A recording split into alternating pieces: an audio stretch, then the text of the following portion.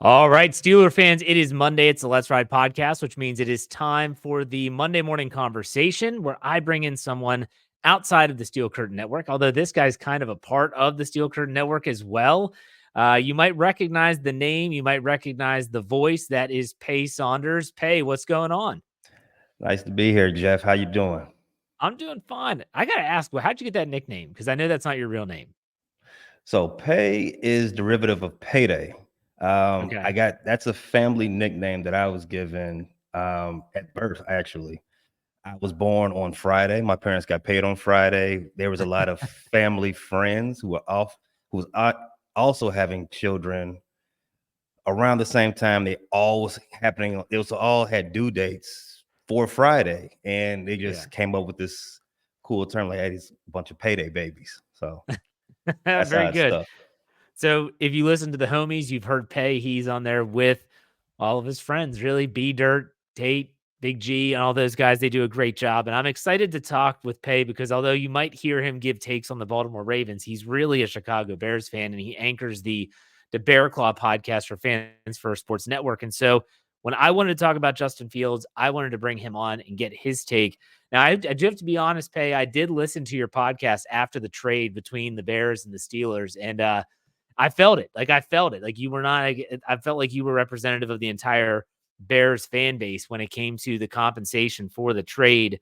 Uh, I just want to ask in general terms. We're going to get into real tight specifics with Justin Fields' time in Chicago, but when you think of Justin Fields, what do you think of? Like, what's the first thing that comes to your mind when you think back to his time in Chicago?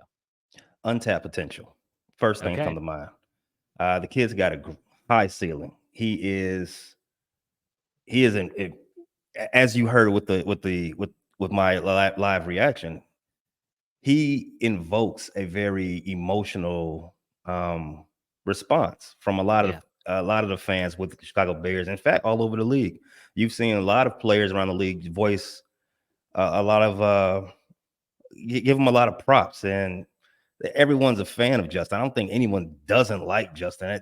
There are people that are a little negative about his performance on the field, and Right. that's fine. Everybody can have a poor performance. You can give a grade to that, right? Yeah. But as far as Justin, we all see that he's got a super high ceiling. If he can just hone in on that consistency and just put it Yeah. all together, he can be a Pro Bowler, perennial. So let's back up. And I did this last week when I had someone that covered the Broncos on talking about Russell Wilson, and we did like a timeline. And I wanted to do that with Justin Fields as well. So let's go all the way back to the 2021 NFL draft. The Chicago Bears make the move. They trade up and they take him with the 11th pick in that draft in round one. What was your thoughts and what was the general consensus of the fan base when the Bears made the move and picked Justin Fields in the first round out of Ohio State? Oh, let's see. Going back to those feelings. Oh man, we a lot of people in the bear community. And I transverse a lot of social media groups Sure. and speak to a lot of people. So I think most people were very positive of it. We were a little scorned. I don't want to excuse this part. We are a little scorned about trading up for quarterbacks. You may have remember the last time we did it. Yes. So there was a little trepidation on that part. Yeah. But more people that had seen Justin play at Ohio State, they saw the flashes. They saw that, man, if we've got ourselves like one of those elite athletes. We got, because that's the prototype right now in the league, having an elite athlete at Right. quarterback, somebody who can alter the defense from multiple levels. So we all understood, like, okay, we like this guy. We're gonna ride for him because he has the thing that you can't teach. Now, if you can just teach the other part, we got ourselves a guy. Yeah. Um, yeah, so day one, there was a lot of hope. One word, sum it up: hope. But you also did realize, and the fan base in general realized that it was going to be a project. He was not a finished product coming out of Ohio State. It was going to take some time. And I think that's probably why in 2021, his rookie season, the Bears did not have him as the starter to enter the year. It was Andy Dalton. And then Andy Dalton gets hurt. And in week two, he has to come in. Now, this was, correct me if I'm wrong, this was with Matt Nagy as the head coach, right? His rookie year in 2021. So my question before we talk about the stat line is, do you think he was ready for that? Do you think he was ready to be thrust into the starting lineup that early in his career? Probably not. He didn't have. I know he played for 3 years at Ohio State, but he did not have like as much as experience as some of the other quarterbacks in his draft class. So more than likely, he was not ready to just go right into the pros. Obviously, because given he was drafted in 2020, given that type of year that we all experienced, he didn't have a full season of college football to lead him into the pros. So there was definitely an on-ramp situation that he needed to get from while sitting behind Andy Dalton. There needed to be a little bit more hands-on approach for him. So yeah, I believe most people understood that. Maybe not all people, but most understood that. Yeah, this is going to be a little bit more of a step-by-step process instead of the full-blown Peyton Manning experience that some other franchises get with their rookie quarterbacks. Yeah. I mean, Peyton Manning sucked as a rookie, but still, I mean, let's look at his stat line that rookie year. He had plays in 12 games, starts 10. He was 2-8 in those starts. He had a completion percentage of 58.9, threw for 1,870 yards, 7 touchdowns, and 10 interceptions, was sacked 36 times. Now, you do have to always add this when you're talking about Justin Fields. He rushed for 420 yards and had 2 rushing touchdowns. So it seems like a mixed bag of goods. So let's go into the second year. His second year now, Eberflus is in, correct? Nagy is out and Eberflus is in. Am I accurate there? Yes. All right. So he's a starter from the start. And this is when I look at his stat line and it just screams like he had an unbelievable season as a rusher, but as a thrower, it was rough. Stat line of 15 games, 15 starts, 3-12, 60.4% completion percentage, 2,242 yards, 17 touchdowns to 11 interceptions, and 55 sacks. But he rushed for 1,143 yards and 8 rushing touchdowns. And oh, by the way, that season he broke a 20-year record that was held by Michael Vick for rushing for 170 yards in one singular game. When you think about that year, what did you learn about Justin Fields? Because, yeah, he can run the hell out of the ball, but that was not a good passer performance. That was probably the only thing that I learned. If you go through the stats, you put them into a vacuum like that, you really don't see that there was the first half of the season versus the second half. The second half of that season when he just clicked in and just realized, like, you know what, I'm not getting the support I need from the offensive line. I'm not getting the support I need from my weapons, making plays for me downfield. I'm going to put the team on my back. And that's exactly what he did. He just figured it out, and that's where all the rushing yards came from. I want to say his last 7 starts accumulated for maybe 75% of that rushing total. He was dynamic, and when he made that switch, flipped that switch and decided that I'm going to make plays whether you all like it or not, for better or for worse. That's when the thought around the Bear Nation community, Bear fans, like, okay, we have a franchise quarterback. Now we just got to fix the stuff around him because he can do it. When he made defense realize that they cannot play him straight up, they have to play him at all levels of the field. He's a very dangerous component. He put a lot of pressure on a lot of teams that second half of the season. There's a lot of games that we lost close, and we only was in the game because of Justin. Right. I cannot forget the games against Atlanta, the game against Detroit. There's a couple of more. There were a lot of flashes. To just be quick about it. The flashes were there. It showed not just Bear fans, but around the NFL, like, hey, they got something. There's a franchise quarterback right there. They just gotta support him. All right, so let's go into last season, 2023, and you're saying everything that I feel like majority of Bears fans would probably agree with. That, wow, like, look at what this guy did. He basically put the team on his back and carried them to not a lot of wins, but he made them competitive. He kept them in games. And he dealt with a couple injuries last season, the thumb and the shoulder. My question for you is, and I'll get to the stats here in a second, when did things start to sour with Justin Fields? Because you go from, wow, we might have a franchise guy here. Was it when they acquired the first overall pick in the draft that things soured? Or when do you think things went from, we could potentially have a franchise guy, our next guy for the next decade plus, to we're going to be shopping him this offseason and not picking up his fifth-year option? I think the schism in the just the Bear fans, it started week 1. And I can only speak for myself on this part because Correct. that's when I Yeah. started to move for the move to the other side. Is like, okay, maybe we don't have a franchise quarterback. I was never 2 feet in on that because I saw the flashes. But I'm like, let's see how he continues to progress. Right. But after week 1 this past season, when we had a very for lack of a better term, limp performance against Green Bay, and then you followed that up with an even worse performance against Tampa Bay, 2 winnable games, because neither one of those teams came into the season with high expectations. Neither one with ballyhooed. I was crossing those off as wins, to be honest with you. But neither one was a good performance from the whole offense. But, as the leader of the offense on the field, Justin Fields didn't lead them in the way that we had expected him coming out of last season. And that's punctuated by the worst pass I've ever seen from a Bear quarterback. Justin Fields lost that game in week 2 against Tampa Bay by throwing a pick 6 from his 2-yard line. And I thought that was, you can't come back for something like that.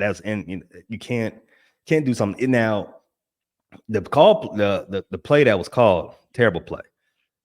That's why Luke Getsy got fired. But you cannot throw a pick 6 in your own end while you're standing in your own end zone. Can't do that. So we'll get to a lot of questions that I have about what happened and transpired, but I want to go over the stat line again. 13 games, 13 starts. He finishes 5-8 with a 61.4% completion percentage, the highest of his career thus far. 2,562 yards, 16 touchdowns, and 9 interceptions. So that's a pretty good ratio. 44 sacks, and then he rushed for 657 yards and 4 rushing touchdowns. So not nearly as dynamic on the ground as he was the year prior. Nonetheless, still pretty dynamic. So I guess something you alluded to earlier in the conversation that I want to go back and touch on. Did the Chicago Bears, in your opinion, do enough to help Justin Fields? And when I say that, it's multifaceted. You mentioned the offensive line. Well, that's going to be a question that I have. I don't follow the Bears that close. I don't know what their offensive line was like, but the dude was sacked 36, 55, and 44 times in 3 consecutive years. Also, the system. They switch systems because obviously when you have the head coach change after his rookie season. So did they do enough, in your opinion, to really help Justin Fields not just be a player that shows flashes, but could potentially be a everyday year in, year out starter in the National Football League? Long answer, no. Absolutely not. The flashes were there. The support system was not. And this is not excusing Justin. Justin still has a lot to work on. There's a story in those sack numbers. There's a story in those in that completion percentage that does not have anything to do with the offensive system that he was in or the players around him. Some of that, a large part of that, is on him. However, the system around him was not good. I'm just going to be brutally honest. The Matt Nagy offense, it was on the way out anyway. As you know, when you draft a quarterback as failed as Mitch Trubisky, you're on your way out. And he didn't have much to do with Justin Fields. And to be honest, he just washed his hands with it real early anyway. I think he was looking for his next opportunity midway through the season because he knew he was done. Right. And coming in the new regime, Matt Eberflus, Luke Getsy. I don't think Luke Getsy is pretty. With Luke Getsy being his first-time offensive coordinator and having a project like Justin Fields, it just wasn't a good mix, and that boiled over a lot of times this past season. They were never on the same page. Luke Getsy was actually saying his backup quarterback is a better fit for his offense, and backup quarterback who more than likely won't be in the league in 2 years.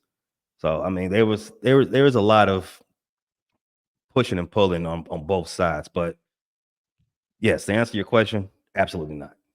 That man, I didn't realize that that was a first year offensive coordinator, and you would think that they would bring in someone that would have the mindset of, okay, I know what I'm getting myself into. I am going to build a system or have a system in place that is going to accentuate the positives and decrease the negatives in Justin Fields' game.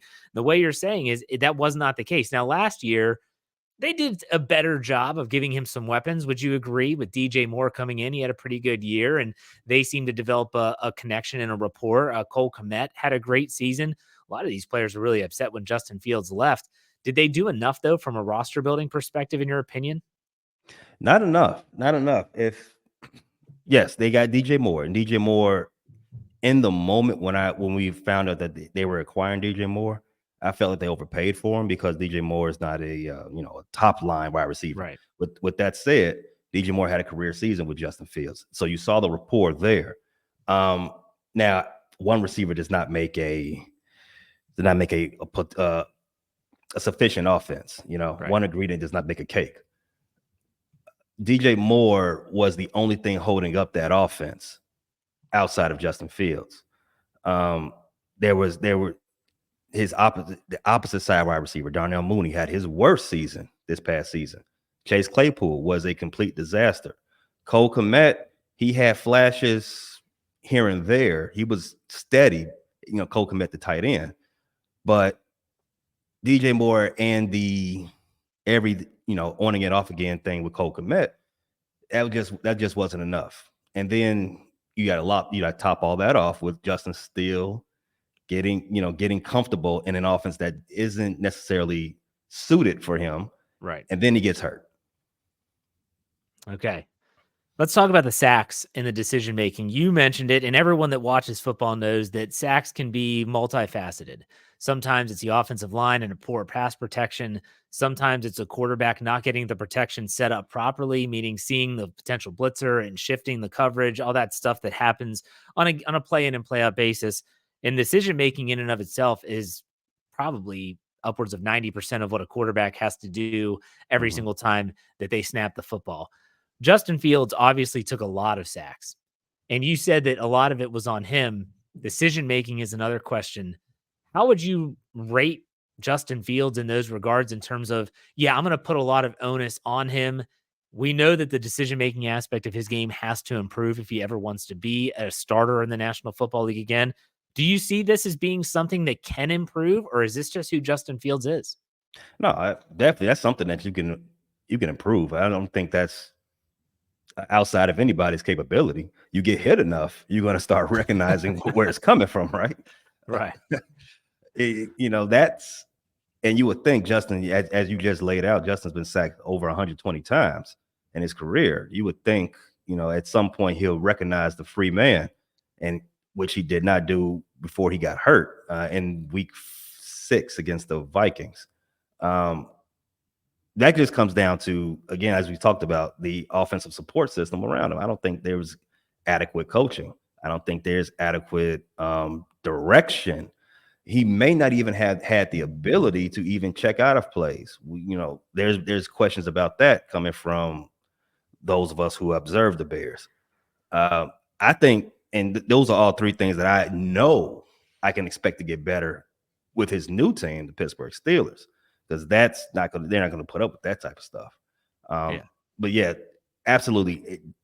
You asked, where would I put his decision-making process over the 3 years of his career? Sure. On a scale of 1 to 5, I'll put it at 2, maybe 2.5 if I'm being generous. There is, again, checking out of plays. We didn't see that enough. Recognizing the free man, recognizing the mic, recognizing when a player's open, when to throw them open, how to throw them open, things like that. That we knew from season 1 and most of season 2. Like, okay, these are the weak spots. These are the pain points in watching Justin. He needs to get better at these. And year 3 happened so rapidly. We didn't even get to that part. It was more so, can he just be consistent? Right.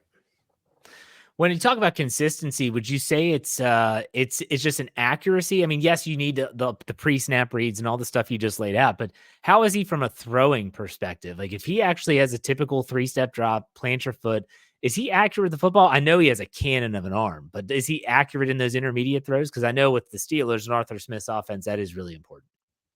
Oh yeah, he's above average accuracy when he lets go of the ball on time. Yeah, he can definitely put it where it needs to be. Yeah. But as I said in the last comment, it was just no necessarily for him noticing when to throw the ball. Right. But when he's ready to throw the ball and he puts it out there, he'll drop a dime on you. Okay. Now, I do want to say, last week talking about Russell Wilson, him as a teammate got brought up, the ego that is Russell Wilson and Russell Wilson, the teammate.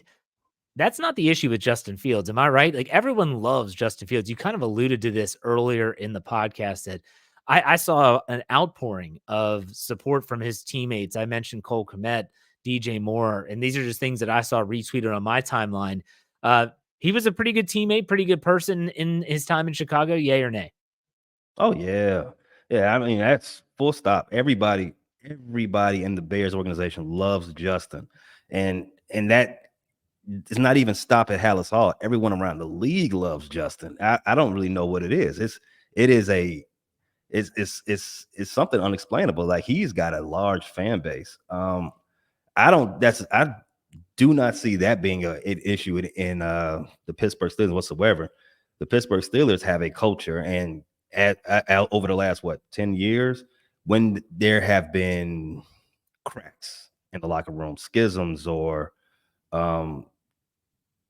let's say people not wanting to adhere to Right. what the structure is, those people were moved out, maybe Yeah. unceremoniously, but they did get moved out. And one of them exited the QB room this past, a few weeks ago. Right. So things like that would not be an issue for Justin Fields. Justin Fields is going to come in and he's going to make friends. Put it bluntly, he's going to make friends real easily. Now, my one of my final few questions here, and I'm very curious from your perspective because I do know you do know a lot about Pittsburgh because of the show that you do and the friends that you have who are Pittsburgh Steeler fans. When you heard that Justin Fields was going to the Pittsburgh Steelers, what was your thought when that happened? I'm not talking about the trade. I heard your takes on the trade and what the Bears could receive because it's a conditional draft pick. But when you heard Justin Fields is going to the Pittsburgh Steelers, what was your thought? Hey, man, I got to eat this. Oh man, I gotta hear all this, man. I don't want to do it. The homies, my cousin Tate, Big G, they had been telling me for longer that Justin Fields is going to come to Pittsburgh, and I was more so against it. I didn't believe Ryan Poles, Bears general manager, would trade with the Pittsburgh Steelers for obvious need that they had, and do them another solid. I just didn't think that was in his trick bag. Guess I was wrong. Do you think that Justin Fields, after watching him for the entirety of his professional career in a system that is established, Arthur Smith is a proven offensive coordinator in the league, especially when he was with the Tennessee Titans, with the offense that the Steelers have put when you talk about the running game with Najee Harris and Jaylen Warren, you talk about some weapons like George Pickens. What exactly do you foresee for Justin Fields if he does get an opportunity to play? Do you see him being successful in a system like that? In a run-heavy system, absolutely. Yeah. Arthur, as you called out, Arthur Smith was the offensive coordinator for Tennessee, I think 3 years. Derrick Henry's, I don't want to say his best 3 years, but Derrick Henry had tremendous years underneath Arthur Smith. Ryan Tannehill had his best years under Arthur Smith. Yes. I do see some good things that he can do with Justin Fields. It's a matter of will those good things also translate to Russell Wilson as well? Because from outside looking in, if Russell Wilson has a resurgent year, I'm not too in disbelief that they are not going to have a discussion about maybe we can run this back for another year with Russell, which as Pittsburgh is always in a win now mode, I would think that is a likely discussion. Yeah. Justin Fields will be on his that would be his 5th year. You had to make a decision, basically another year for Russell and a 5th year option for Justin. I would think, again, as I said, Pittsburgh is usually in a win now situation. I would think they would lean more to the veteran. Yeah, so the what we're hearing now is that the Steelers are probably going to decline the 5th-year option for Justin Mhm. Fields. It's just a lot of money. But they are interested in potentially giving an extension, a la what Jordan Love got in Green Bay. A lot of it's going to be based on what they think in terms of how his productivity can continue in Pittsburgh. But I know a lot of fans, Steeler fans, are really excited about what this guy could bring, even if it's in a limited fashion, as a guy that comes in certain packages, certain situations, and runs the football. Even if he just takes it as a running back, that is an option. So, this is good stuff. I do appreciate your time. I want to give you an opportunity to plug your social medias as well as what you're doing with Fans First Sports Network on multiple fronts. So, Fans First Sports Network. It is an experience. We are over at the Bear Claw Podcast, as we stated, Fans First Sports Network. We're covering the Bears. We've got the Shot City Bulletin, the sister channel of the Bear Claw. We cover the Chicago Bulls and most of the new NBA as what's going on over there. Those can be found anywhere you get your podcasts. That's Apple, Google, Amazon Music, Pandora, Yeah. Spotify, all of the regular ones you hear. We're also on Facebook, where you can get some updates, memes, posts, interactive stuff like that, and clips. Most full episodes hit the YouTube channel, which is called Frustrated Chicago Sports Fans. And we are also on TikTok at Chicago Bear Claw. There you go. That's great. Pay, I thank you for your time, man. This was really good insight for someone that followed the team a lot, well, the Bears a lot closer than I did. And I'm sure our fans will appreciate it. And you can always check out Pay on the Homies every Friday. You can watch them live on YouTube at Steel Curtain Network, as well as check it on the audio platform as well. Pay, again, thank you very much, man. Have a good weekend, and we'll talk to you. Yeah, see you later. See ya.